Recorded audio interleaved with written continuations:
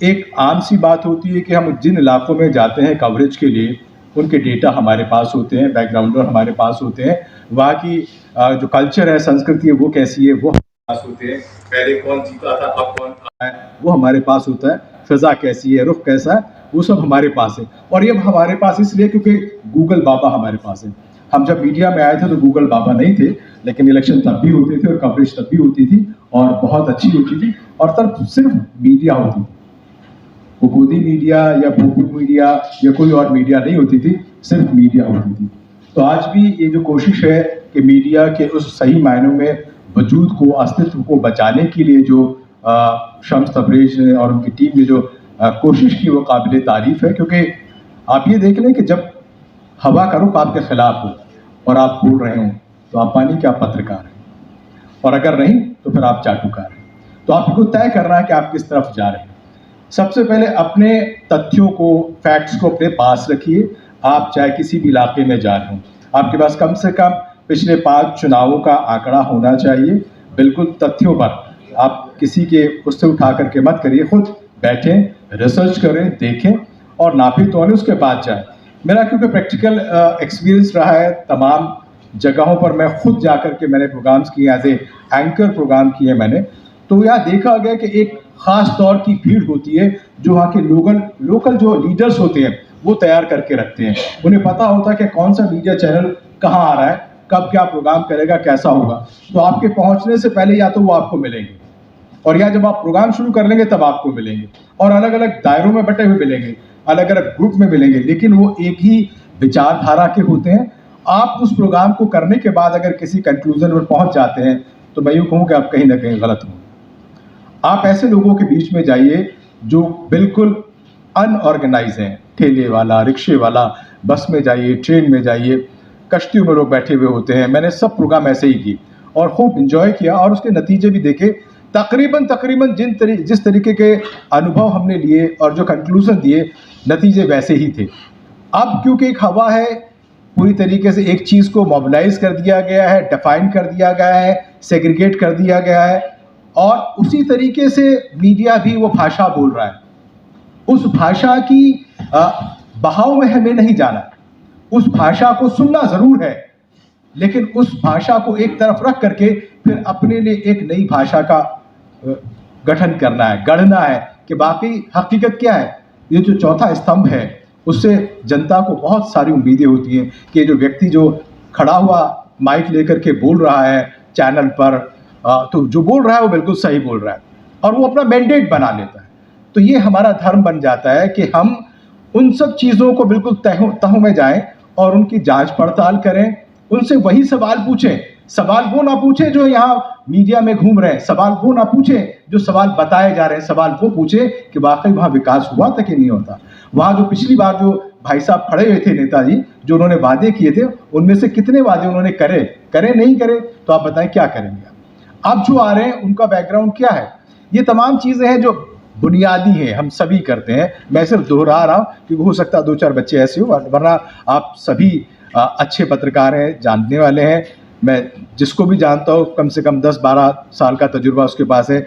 गौतम जी तो वैसे भी हमारे सरपरस्त हैं, प्रशांत जी हमारे सीनियर हैं, भाषा जी, जितने भी लोग हैं, इन लोगों ने अपने अपने तौर पे किया। क्योंकि मैं अपना तजुर्बा इस तरीके से बता रहा हूँ क्योंकि मैं सिर्फ इलेक्ट्रॉनिक मीडिया में ही पैदा हुआ, मैंने आँख ही वहाँ से खोली। तो इसलिए वो तजुर्बा जो है उसमें हमने खूब देखा कि जब पत्थर कहाँ से चलता है, कब कौन पीछे से आकर के किसी सांड को डंडा मार देता है, जब आप एंकर दूसरी तरफ की बात कर रहा होता है, तो क्राउड को और पूरे प्रोग्राम को तहस नहस करने के लिए क्या क्या चीज़ें की जाती हैं, ये हमने खूब देखा है। वो चाहे मैनपुरी का वाक़या हो या गंगा घाट का वाक़या हो या सहारनपुर का वाक़या हो, ऐसे हज़ारों मैं बता सकता हूँ। हर इलेक्शन में ऐसी चीज़ें होती हैं, लेकिन ना तो उनसे घबराना है ना विचलित होना है। जोश ज़रूर है, लेकिन जोश ऐसा नहीं दिखाना कि पार्लियामेंट में कुछ बच्चे घुस गए और कैप्सूल फेंक दिया और उसके बाद वो रिपोर्टर जोश दिखा रहा था और उसके आगे पीछे बाकी लोग भी जोशीले तरीके से रिपोर्टिंग कर रहे थे, तो वैसा जोश मत दिखाइए। इजराइल वॉर जिस तरीके से लोग कवर कर रहे थे, वो भी जोश दिखा रहे थे, तो ऐसा जोश मत दिखाइए। जोश का मतलब ये नहीं होता कि आप बहुत जोर से बोल लेंगे तो आप बहुत अच्छे पत्रकार हो जाएंगे, और बहुत ज़्यादा नाटक कर लेंगे तो बहुत अच्छे पत्रकार हो जाएंगे। आप बीच बीच में अंग्रेजी और हिंदी का मिश्रण करके बोल लेंगे तो बहुत अच्छे पत्रकार हो जाएंगे। आप तथ्यों पर रह करके पूरी, मैं यूं कहूं कि संयमित भाषा के साथ अगर आप खड़े होकर के मजबूती के साथ अपनी बात रखते हैं तो आपकी बात आज भी सुनी जाती है। जो लोग मेन स्ट्रीम मीडिया में थे और आज सोशल मीडिया में आ गए, मैं इसको सोशल मीडिया नहीं कहता, मैं इसको इंटरनेशनल मीडिया कहता हूँ। वो बाकी सारे मीडिया जो है वो दायरों में बंधे हैं, वो कहीं ना कहीं किसी विचारधाराओं से बंधे हैं, वो कहीं ना किसी पॉलिटिकल थीम को लेकर के जी रहे हैं। आप लोग जो है आजाद हैं, आप लोग आजाद हैं क्योंकि आपके दायरे नहीं है। आपकी बात दिल्ली में कही जाती है तो दुबई में भी सुनी जाती है, और उतने ही आपके फॉलोअर्स हैं, और ये आपकी अपनी खुद की इजाद है।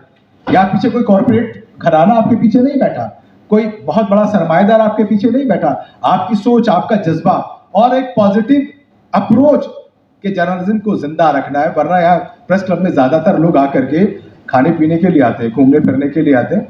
आप लोगों ने एक बड़ा संजीदा मुद्दा चुना और बहुत रेलेवेंट मुद्दा चुना, और जिस मौके पे चुना वाकई इसकी खास जरूरत थी। असल चीज क्या है कि जब आप निकले किसी भी इलेक्शन को कवरेज को लेकर के, तो आप बिल्कुल कोरे कागज की तरह रहें। जो आपको वहां जमीन पर मिले उसको लेकर के आप बात करें, उसी पर अपनी बात को कंक्लूड करें और उसी बात को आगे लेकर के बढ़ाएं। अगर आप किसी से भी प्रभावित हो जाते हैं, अगर आप वहां के लोकल स्ट्रिंगर्स, क्योंकि मैंने चैनल्स 4-5 खड़े किए तो पूरे हिंदुस्तान में स्ट्रिंगर्स का एक बहुत बड़ा नेटवर्क होता है, और जो लोकल स्ट्रिंगर्स होता है वह लोकल नेताओं से बहुत ज्यादा प्रभावित होता है, क्योंकि उसकी जो रोजी रोटी उससे चल रही होती है। वो आपको उसी जगह प्रोग्राम कराएगा जहां वो स्पॉन्सर्ड करा चुका है, वो उसी जगह प्रोग्राम कराएगा जहां नेताजी के पहले से चट्टे बट्टे बैठे होंगे। तो आपको एक साफ और सही मायनों में एक दृष्टिकोण नहीं मिलेगा, नजरिया नहीं मिलेगा। जब आप ही को नहीं मिलेगा तो अब जाहिर सी बात है आप लोगों को क्या बताएं। तो मैं बहुत ज्यादा बात ना कहते हुए सिर्फ ये कहूंगा कि वाकई अगर हम इस फील्ड में आए हैं, जज्बा भी रखिए, जोश भी रखिए, लेकिन होश के साथ तथ्यों की एक बहुत बड़ी, मैं यूं कहूं कि सरमाया अपने हाथ में रखिए, ताकि जब आपसे कोई बात करे तो उन तमाम बातों के आपके पास जवाब होने चाहिए। सिर्फ लफ्फाजी से आप चाहेंगे कि पत्रकारिता कर लेंगे तो चलेगी नहीं, क्योंकि जितने भी टीवी पे टेलीप्रॉम्प्टर के जरिए पत्रकारिता करते हैं उनको आप ला के बिठा दें तो एक पन्ना किसी एक सब्जेक्ट पे लिख नहीं सकते। यह आपका जज्बा है जिसे मैं सैल्यूट करता हूं, लेकिन आप ईमानदार पत्रकारिता करिए जिसकी आज के दिन इस हिंदुस्तान को, इस देश को, यहाँ के लोकतंत्र को सख्त जरूरत है। आज हम आपके लिए लेकर आए हैं बहुजन समाज की एक ऐसी किताब, कहीं हम भूल ना जाएं, एक ऐसी ऐतिहासिक किताब है जिसके अंदर आपको ऑडियो वीडियो देखने को मिलना है। ये पहली बहुजन समाज की ऐतिहासिक किताब है जिसके अंदर आप वीडियो भी देख सकते हैं। अब किताब के अंदर कैसे वीडियो देख सकते हैं ये मैं आपको पहले दिखा दूं। आइए तो हम देखते हैं। सबसे पहले आपने करना ये काम है कि किसी भी पेज पर मोबाइल द्वारा आप गूगल पे जाएंगे, और गूगल पे जाने के बाद आपको कैमरे का निशान नजर आता है। इस कैमरे पे आप क्लिक करेंगे तो ये QR कोड को स्कैन कर लेगा। स्कैन करने के बाद यहाँ पर आप देखेंगे ये लिंक आ गया। आप जैसे ही लिंक पर क्लिक करेंगे आपकी वीडियो चालू हो जाएगी, यानी कि आपको एक सटीक जानकारी मिलने वाली है, एक ऑथेंटिक जानकारी मिलने वाली है।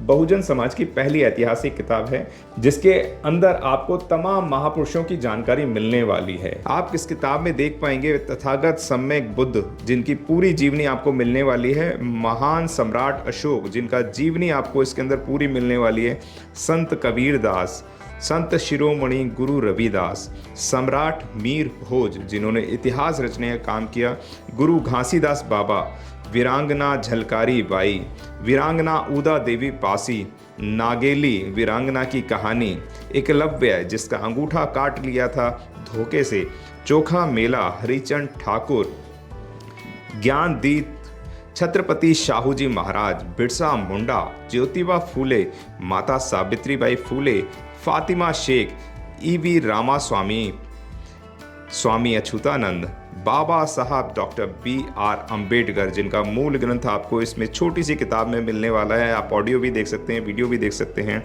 माता रमाबाई, मोतिया रावण कंगाली, सरदार उधम सिंह, ललई सिंह यादव, दशरथ मांझी, शिव दयाल सिंह चौरसिया, कपूरी ठाकुर, भवरी देवी, मान्यवर काशीराम साहब जिन्होंने इतिहास को दोबारा दोहराने का काम किया था, वीरांगना फूलन देवी, बहन कुमारी मायावती, संकल्प भूमि और पूना पैक्ट, बहुजन समाज का एक मूल ग्रंथ यह आपके पास आ गया है और आप इसको बिल्कुल भी देरी ना करें। तो साथियों, अगर आप ये किताब मंगाना चाहते हैं तो डिस्क्रिप्शन बॉक्स में जो आप नंबर देख रहे हैं, इस नंबर पर आप हमें अपना ऑर्डर बुक करा सकते हैं। कितनी किताब आपको चाहिए